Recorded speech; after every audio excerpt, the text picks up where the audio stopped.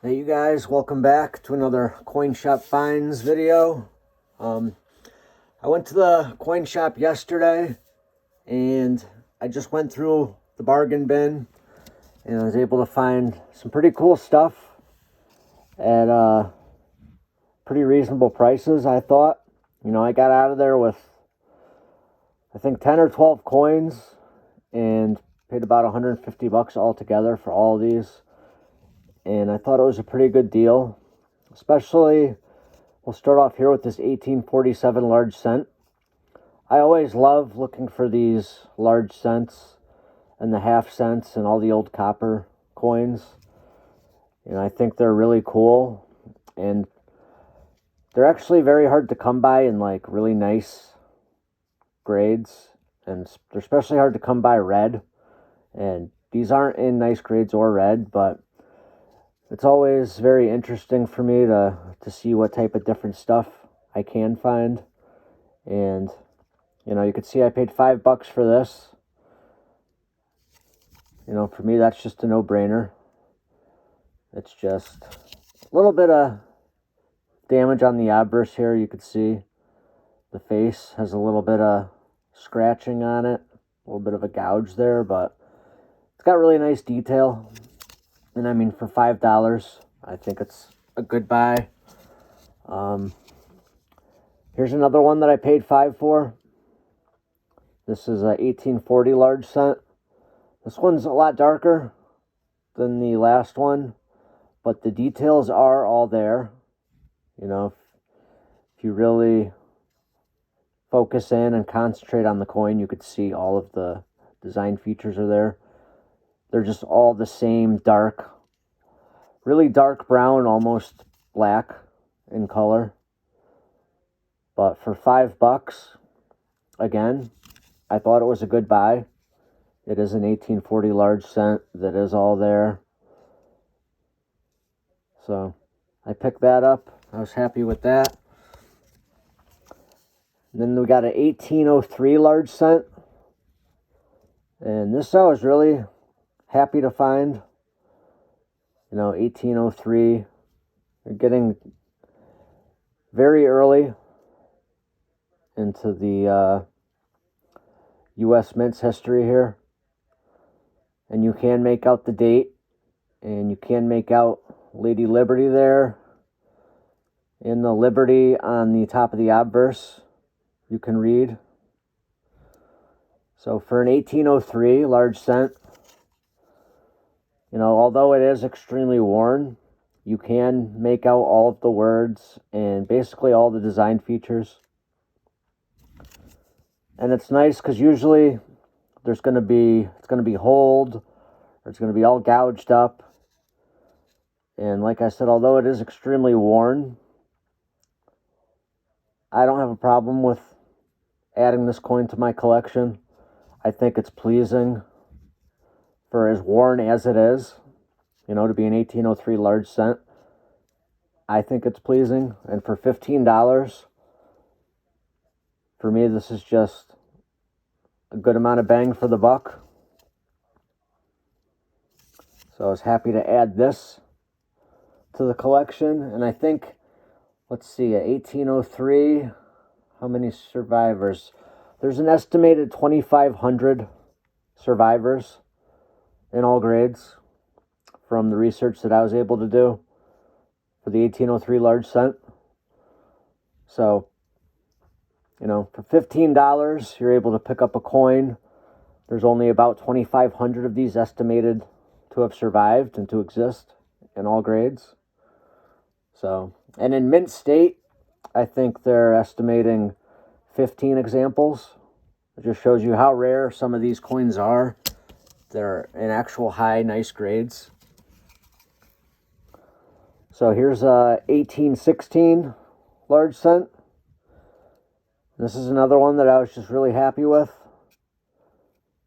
You can make out all the design features. You can read Liberty there on the headband. The date is legible. So for $10, the 1 cent is clearly legible. United States of America is mostly legible. for the most part. And again, this is another one that's not, you know, completely gouged up and just damaged beyond belief and all corroded and just ugly to look at. This, for me, for an AG coin, is pleasing. And again, for, what was it, for 10 bucks, you know, for me, that's a steal. So this, I was very happy with this trip to the coin shop. We're not even halfway through the stack here. Here's an 1827 large cent. Paid 25 for this. You know, there's a little more meat on the bone with this one.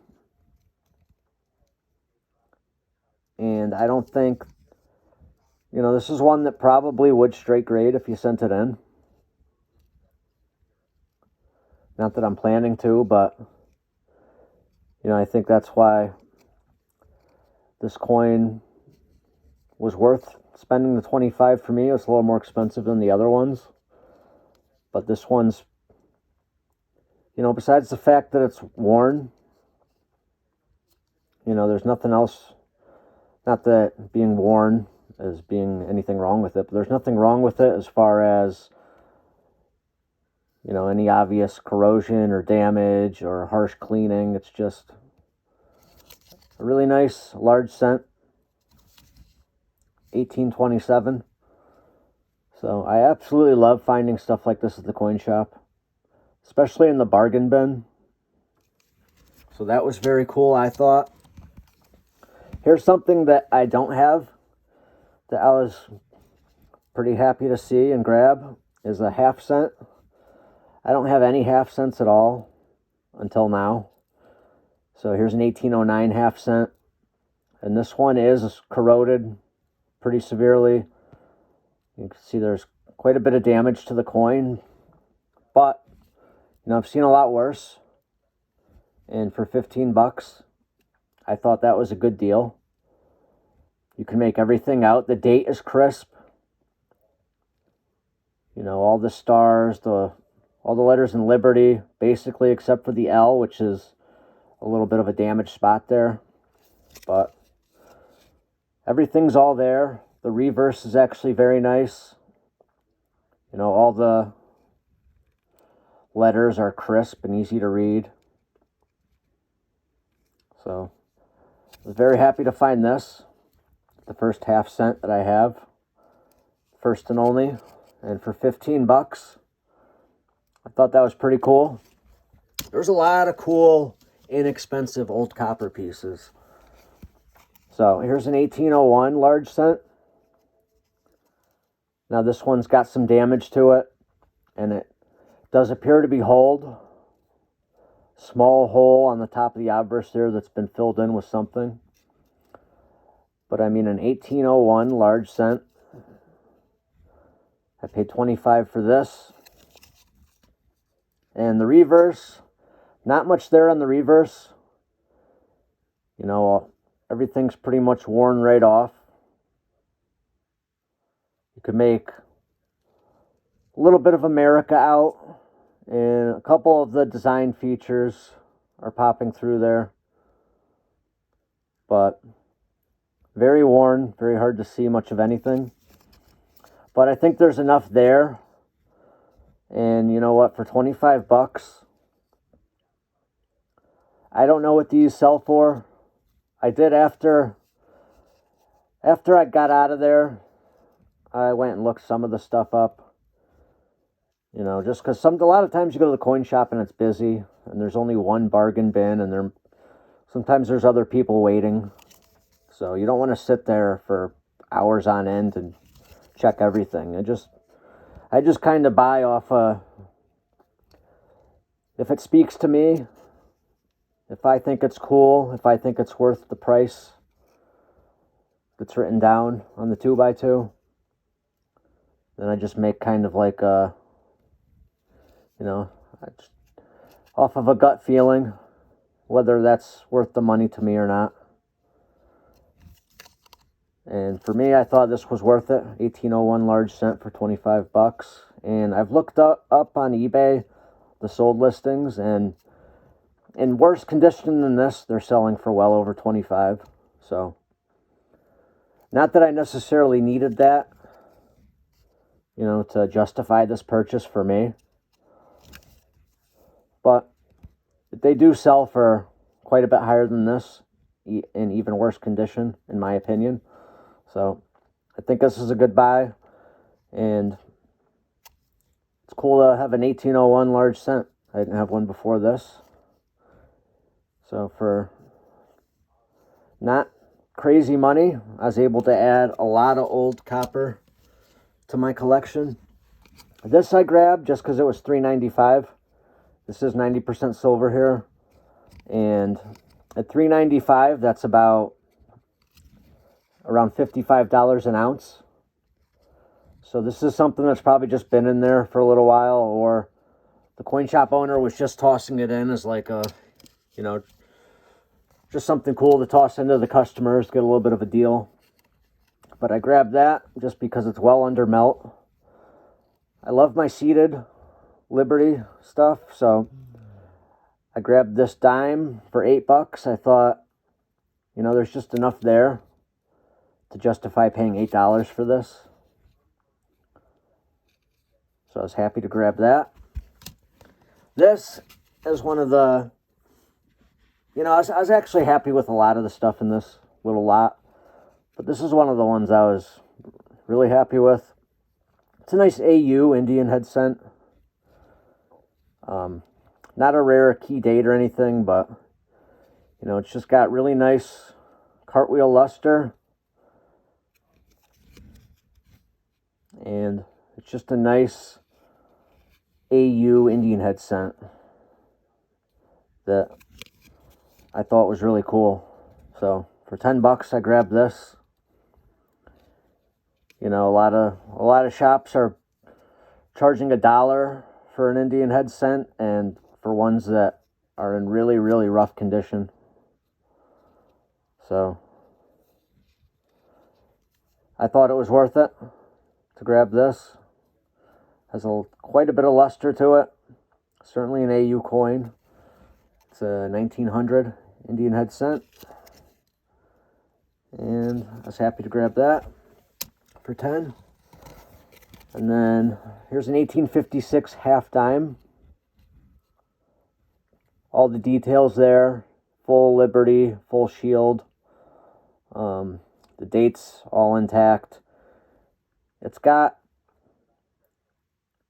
slight amount of damage in around the Lady Liberty's armpit, or the crook of her arm there, where she's holding the pole there. There's a little bit of damage around the crook of her arm there, but for $10, I think that's a decent price for these. You see these in really worn, hard to recognize the detail condition all the time for more than $10. So, and I'm trying to get enough of these together to start a little bit of a Dansko album. I do like my half dimes. And the last one out of this little lot from this coin shop was this 1877 CC seated dime. This one has been cleaned and it started to retone a little bit. So it is for sure a details coin. You could see the cleaning in the fields for sure. And overall the devices there, the high points. But for a Carson City, you see the CC there on the bottom of the obverse, or in the bottom of the reverse. For a Carson City dime, I thought $25 was worth it for me. So I grabbed that. And then I did stop at my main coin shop and I dug through the bin. Now, it used to be the 30X bin when I used to go in there and dig through it more. It's now become the 55X bin. Just shows you where we've gone with silver price. So I didn't buy a lot. I bought 5 dimes. And actually, I didn't realize it until after I left. But they actually undercharged me because I paid $22.50 for these 5 dimes. So that would be 45x instead of 55x. So it was just a little bit of error there in the math, which was to my benefit. But I didn't even catch it until after I left, or I probably would have corrected them. It's a coin shop I go to quite a bit, and they're really good guys down there. So I didn't catch it till after, but math's not one of my strong suits. I just took him at his word. But I got this 1891 seeded dime. Just plucked this out of the bin. So I thought it was worth it for the 55x is still a little under spot, and then with the math screw up discount, this is all well under spot. Here's an 1896, I think. I think that's a 96. Could be a 90. I think it's an 1896 seeded dime. Grab that. This is just an absolutely tore up 1854 Arrows dime that, I don't know, even though it's absolutely destroyed, you can clearly see the date, the arrows, and you can see that it's Seed of Liberty. It's silver, so I grabbed that. I don't know, I grab those damaged ones when I see them, if they're for, under melt. And I got this Mercury dime. This is in like really, really nice AU condition, I would say. I don't know if this would be mint state. Probably not, but I think it's really high AU condition. So I like grabbing the nice shaped Mercury dimes when I can. And lastly, I got this 1880 something. Might be an 1889, I'm not sure. I'll have to get the scope out and check it out. But this is the last one. I got this seeded dime. I almost wonder if I could send this in and get a pour one out of it. Because you can make out the date. And it's got no mint mark for sure, I think. Anyway, I think you'd be able to see the mint mark. I think there's enough there. So I wonder if this would be pour one worthy. But obviously I'm not going to send it in. But this is the last one. So what do you think? I was really happy with the other lot from the first coin shop, and especially these copper coins. I thought all of them were really, really cool, especially this 1803. Really cool. And this the 1801, and then also this half cent I thought was really awesome. But that's some discount coin shopping at the coin shop, bargain bin style. Let me know what you guys think about my finds, and stay tuned for some more coin shop finds videos. Later.